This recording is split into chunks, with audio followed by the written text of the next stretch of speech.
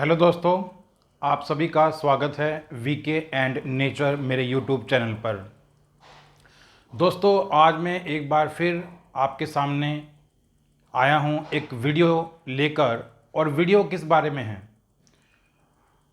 पहले भी मैंने इस मुद्दे को उठाया है और आज भी मुझे मजबूर किया गया कि टीवी में हम न्यूज़ में देख रहे हैं कि कुल्लू में बादल फटा, शिमला में मकान बहे, उत्तराखंड में केदारनाथ में लोग मलबे में दब गए, अलर्ट जारी हो गया है और आने वाले टाइम में इस तरह की मुसीबतें और बढ़ने वाली हैं।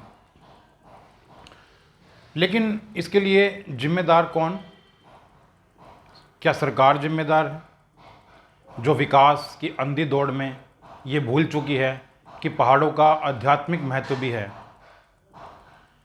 क्या हम लोग जिम्मेदार हैं, जो पहाड़ों पर जाकर कूड़ा कचरा और बोतलें और पैकेट्स और रैपर्स इतना कुछ फेंक आते हैं? जैसे हम जाते तो बड़े शौक़ से हैं पहाड़ों में कि हमें अच्छा लगेगा, सुकून मिलेगा, लेकिन वहाँ जो हम गंदगी फैलाते हैं और जिसकी वजह से ग्लोबल वार्मिंग हो रही है, कहीं वो जिम्मेदार तो नहीं है?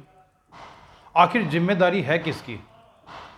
सरकार की, लोगों की, या उन प्रोजेक्ट्स की जो सरकार ने लॉन्च किए हैं और जिसकी वजह से पहाड़ों में लगातार विकास के नाम पर अंधाधुंध काम चल रहा है? बहुत बुरा लगता है ये देखकर कि शिमला में 48 लोग लापता हो गए, मनाली में मंडी बादल फट गया है। और लोगों को भी ये सोचना होगा कि जब हर साल ये त्रासदी होती है मॉनसून के टाइम में, तो क्यों सरकार के आदेश के अनुसार वो अपने घरों को नदियों से दूर नहीं बनाते, अपने होटल्स को, अपने होम स्टेज को वो अपने जो नदियों से दूर क्यों नहीं बनाते? देखिए, नदी अपना रास्ता बनाएगी। आप नदी के ऊपर चाहे कितने प्रोजेक्ट्स लॉन्च कर लें, आखिरकार नदी ने तो अपना पानी कहीं ना कहीं से निकालना है। और जब नदी अपना रौद्र रूप लेती है, क्योंकि उसे पानी निकलने की जगह नहीं मिलती, क्योंकि उसके ऊपर प्रोजेक्ट्स चल रहे हैं, होम स्टे बन रहे हैं, उसके आसपास घर बन रहे हैं, तो फिर ये त्रासदियाँ देखने को मिलती हैं।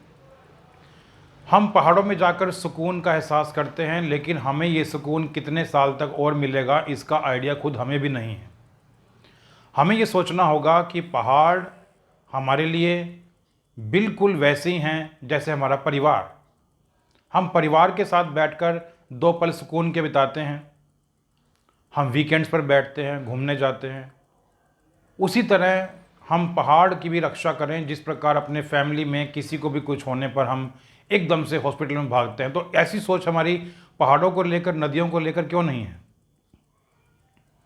आखिर हम किस बात का इंतज़ार कर रहे हैं? क्या हम केदारनाथ से बड़ी त्रासदी का इंतज़ार कर रहे हैं? क्या नेपाल में जो भूकंप आया था उससे बड़ी त्रासदी का इंतज़ार कर रहे हैं? मुझे नहीं लगता कि सरकार काफ़ी हद तक जिम्मेदार है। सरकार जिम्मेदार है क्योंकि सरकार भी कहीं ना कहीं आध्यात्मिक पहलू पहाड़ों का, मंदिरों का और नदियों का भूल चुकी है। उसे ये लगता है कि विकास से ही देश आगे बढ़ेगा, लेकिन देश विकास के साथ साथ अध्यात्म और धर्म से भी आगे बढ़ता है। आपने देखा होगा कि उत्तराखंड में हमने धारी देवी की मूर्ति को एक जगह से दूसरी जगह पे विस्थापित किया था और उसके 2 दिन बाद ही कितना बड़ा हादसा हो गया था। और सरकार को इस बात का पता नहीं है, ऐसा मैं नहीं मानता, पता है। लेकिन विकास के नाम पर अंधाधुंध जो दौड़ है वो जारी है। यही हाल हम लोगों का है। हम में से कितने लोग ऐसे होंगे जो अपनी गाड़ियों में जाते हैं पहाड़ों पर, कहीं पिकनिक मनाते हैं, कहीं कैंप लगाते हैं किसी खुली साइट पर या बुग्याल में जाकर, और वहाँ जाकर हम क्या करते हैं? सारे रैपर्स, यहाँ तक कि बियर की बोतलें और जो शराब लेकर जाते हैं लोग, जो कि बिल्कुल गलत है पहाड़ों पर ऐसा काम करना, उसकी बोतलें तक हम वहाँ फेंक आते हैं। और फिर हम कहते हैं कि हमें अपनी प्रकृति की चिंता है। कहाँ है चिंता आपको? तो प्रयास सिर्फ सरकार के लेवल पर काफ़ी नहीं होगा, प्रयास जो है वो लोगों को अपने स्तर पर भी शुरू करना होगा।